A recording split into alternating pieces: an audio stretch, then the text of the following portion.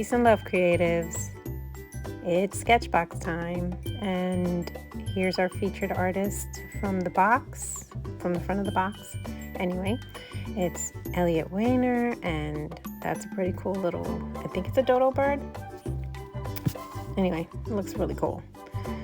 There's all his information, and let's get into it. My perfect companion is helping me make books right now, so it's not next to my desk, and I have to cut this box open with my scissors. It did well. I hold that piece of tape, please. Thank you very much. And let's get into it. I'm going to put it to the side so that we can be surprised. And let's see what we get first.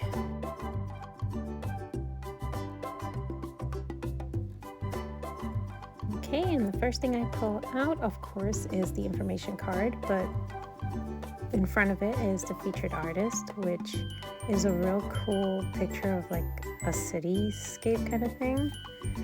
It's really nice, very loose. I like it. The artist's name is Andrew Penna, and yeah, they do plein air painting, and they have a store and an Insta, and there's their information there. Very nice.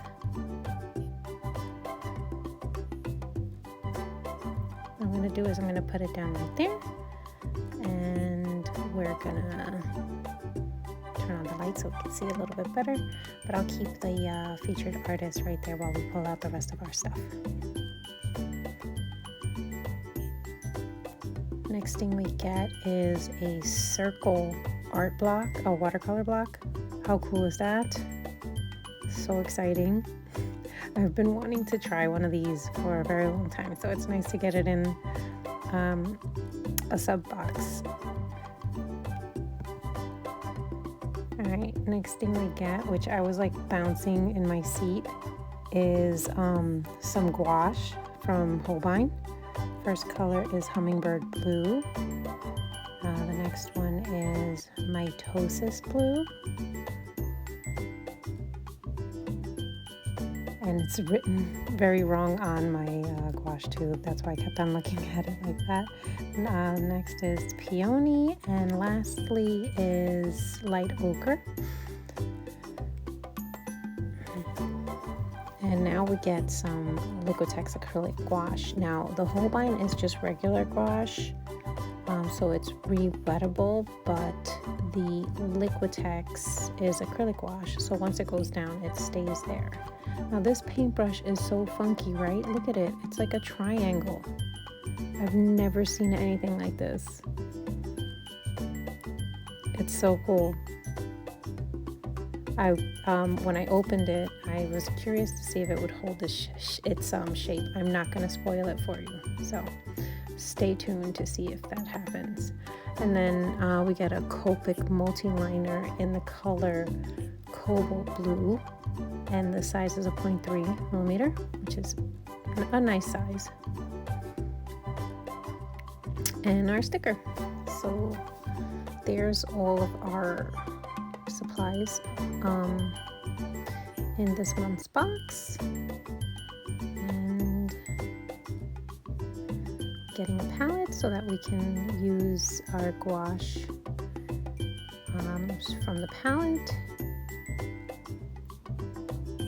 And here's the information. If you wanted to pause, you can pause and check it out.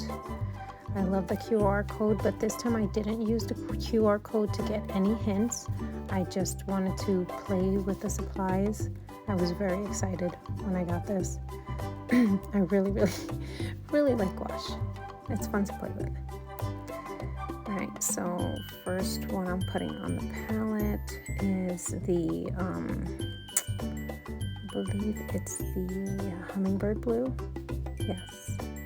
And then a little bit of the Mitosis Blue. And I'm using them sparingly. I don't know why. Like I'm afraid I'm gonna waste it. I don't know. I end up putting some more on the palette, but for now we're gonna just do a swatch on the paper to check how the paper works. So it's okay.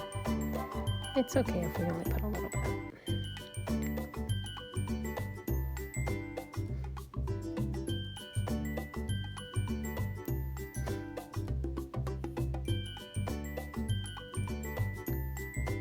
And then with these Liquitex bottles, they have like a little pour spout, but you can also open them up and just take it out from there if you want.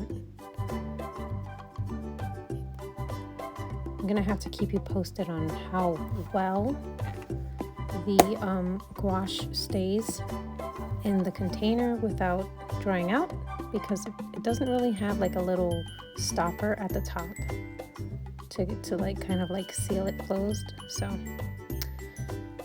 we'll see. Yeah, there I'm trying to look to see if it has like a stopper or anything. It really doesn't.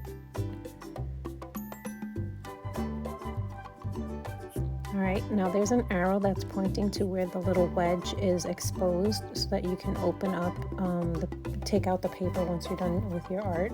And right now we need to open the book. You can either use a palette knife like I'm showing you here to get it out, or I have this little block opener from another purchase that I had made. So I kind of just go ahead and use that. It works fine, but at one point I kind of ripped the paper. I don't know if it's the tool that I used or if it's the paper, but it definitely ripped it. But it looks fine. It's no big deal.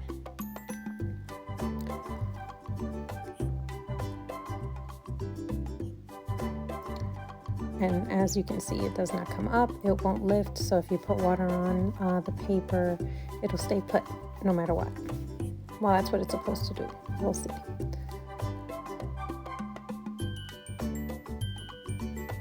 All right, I'm just zooming in because it's such a small round piece of paper. I need you guys to be able to see it, so I kind of zoom in. But first I need to get water, so it's a second for you, kind of like 3 minutes for me. Yeah, so I just kind of got the solution that keeps the paintbrush nice and set for travel. I cleaned it off, and the paintbrush is still with a triangular shape after I did that. I was kind of worried that it was not going to keep its shape after I took it off. I've never seen anything like that before, so, you know, it's weird, but cool. And I get a little, like, ahead of myself. I start trying to mix colors and everything before I even like swatch the colors on the watercolor paper. So that's what you're seeing me do here. I'm like, oh, I want to see what kind of colors this makes. Let's put some white in here, make it pink. And I'm like, why don't we just swatch the original colors first and then go from there? So yeah, sorry about that. There's an artist that I just recently found on YouTube. There's a lot of artists I found on YouTube recently, but this one I found recently, and her name is Jessica Carp. Jess Carp, I think is her name, something like that. Anyway, I was watching her, and what she had did was she drew the tubes of paint that she was getting ready to swatch on her paper that she was using, and I just thought it was the coolest thing ever. And I'm like, oh my god, when I swatch something, I'm going to do that next time. So here I'm just drawing the little Holbein tubes and putting their respective names on the bottom of them. And then I'm going to put the colors in the little area, the blank area that I left up top. This is cute. If you've never done this, it's a nice little fun doodle kind of thing. And I enjoyed it. It's really cute, and it's something nice to look at when you're referring to your swatch. Yeah, Yes, and here comes my husband with one of his figures that he's tooling around with on the other side.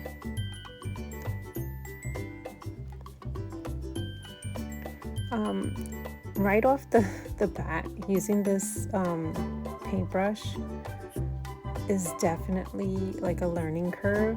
I could not stay in the lines to save my life. It has a point at the on the paintbrush, so I'm figuring that I can just go in and, you know, get the edges with the point and everything's fine.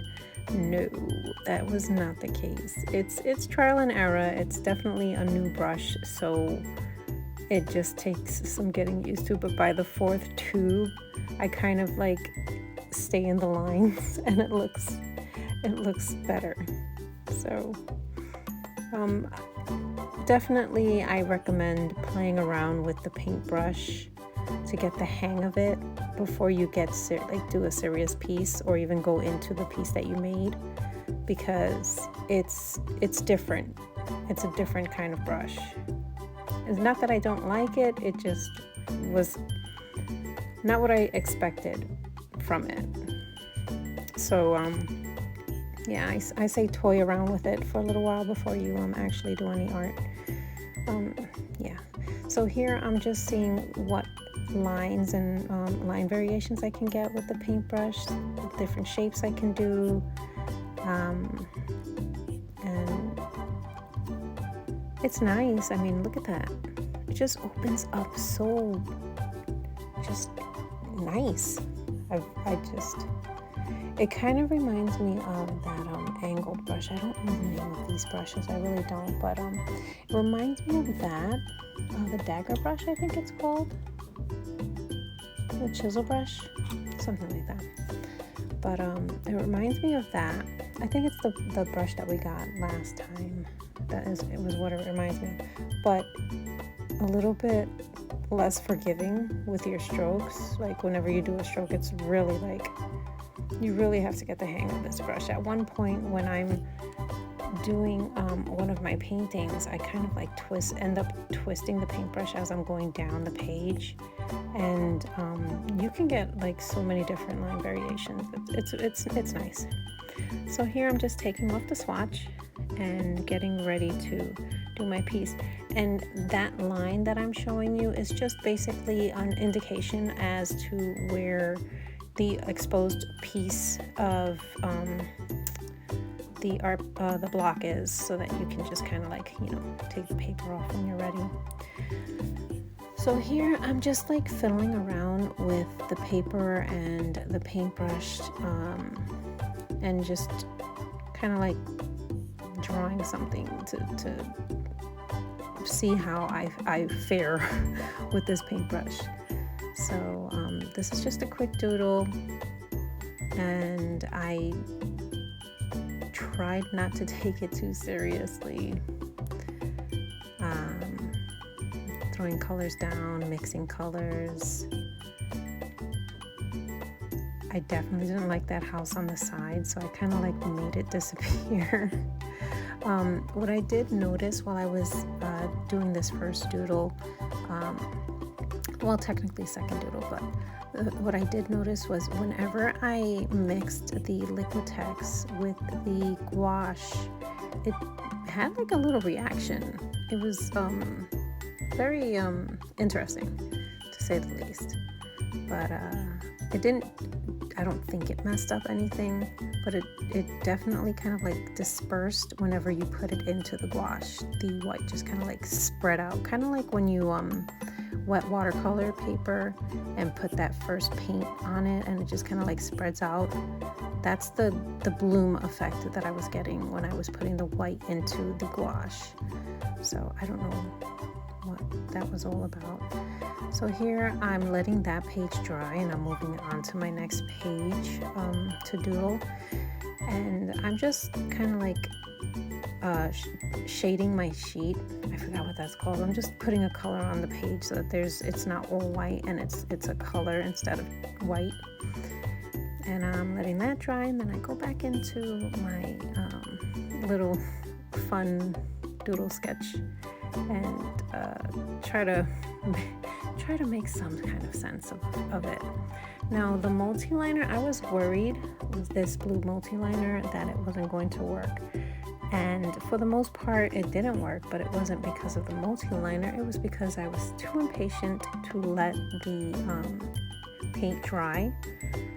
But once I let the paint dry, the multi-liner went on the watercolor paper even better than when the watercolor paper had no paint on it. Because I was having a little bit of resistance when I was using the pen on just the plain watercolor paper. And then here, I wanted to play around with making those different shapes, line variations with the paintbrush, and just, doodle some flowers or something. And it's kind of what I did here. I don't know what the flowers are called, but they have like little purple pretty bits on top, and it's kind of like a long stem. So I kind of made my own variation of that flower. And the viewpoint of this flower is you like a little insect or something down on the ground looking up towards it, which was it was a fun angle to paint it. Yeah, I had fun doing that. Okay. I definitely wasn't happy with any of these pieces at all. Like I was kind of getting a little frustrated because, I don't know, the colors, nothing was, it just wasn't, it didn't feel like it was going right. And I think it had a lot to do with the paintbrush I was using and trying to get comfortable with it. Here I'm just, finally the page dried, so I'm going on with the Copic multi-liner, and it's just so much better when you let the page dry. Go figure, right? So this is my last attempt at making an actual art piece that I'm gonna be satisfied with, and I go to my safe spot, my safe place, and I draw a girl, and I just kind of like outline what I want it, where I want the features to be, and then I go in with gouache.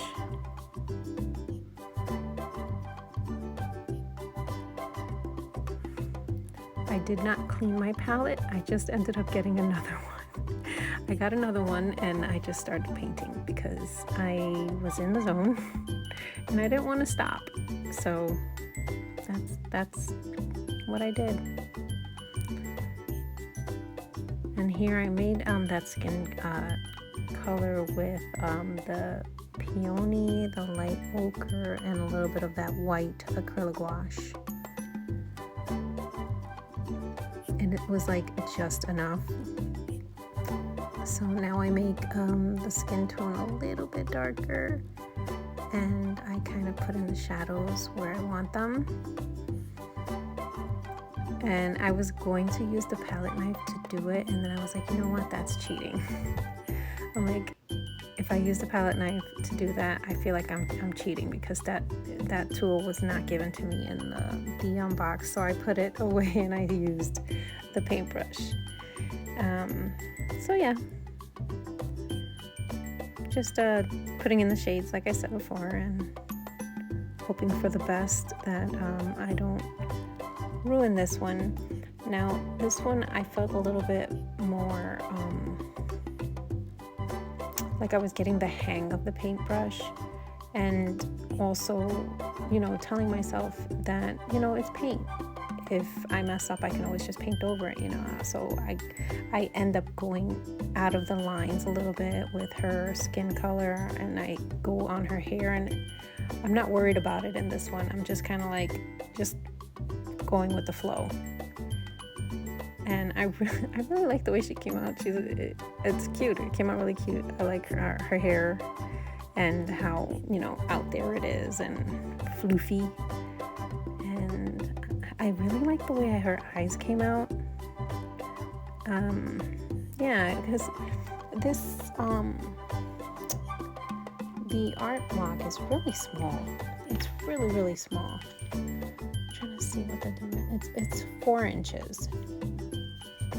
From top to bottom 4 inches, so it's not a very big piece of paper that you're working with. So to get artwork on something so small, let me tell you, I didn't think it was going to take me this long.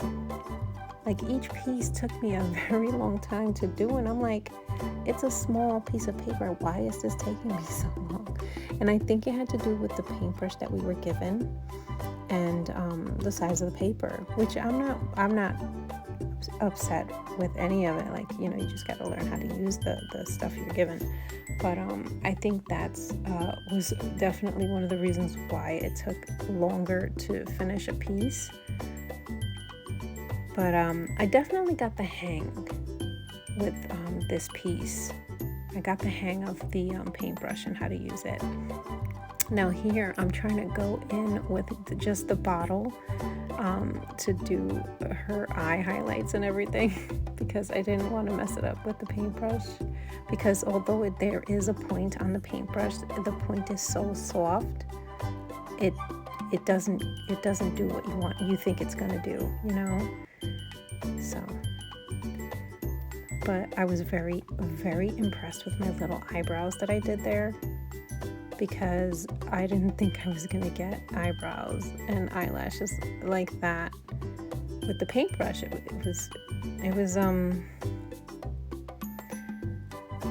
It was hard, but like I said, it's just a new type of paintbrush that I've never used before. Very interesting. And here I'm trying to like dab on her lips, because if I kind of like try to brush them on, I'm just gonna end up with a hot mess. And that ended up working. And then I wanted to make a little bit more of her, like something going on in her hair. So I used the tip of the paintbrush to make dots. And I was definitely a little bit more confident with the dot making with the top of the paintbrush, the stem of the paintbrush, I don't know, the handle of the paintbrush. That's the word I'm looking for. And yeah, to make the dots, it was definitely easier to make it with the handle of the paintbrush. Here I'm just touching up her skin to make it a little bit more like it makes sense, you know. I'm just fixing up her eyes here and adding a little bit of line work, and that's it. These are all the pieces that I made. I have a favorite, and quite honestly, I really like my little swatch sheet too. So those are my top 2, the girl and the swatch sheet. I hope you guys enjoyed this video. I hope that you enjoy your Sketchbox if you get a Sketchbox. If not, I hope you enjoyed watching what I made. And yeah, peace and love.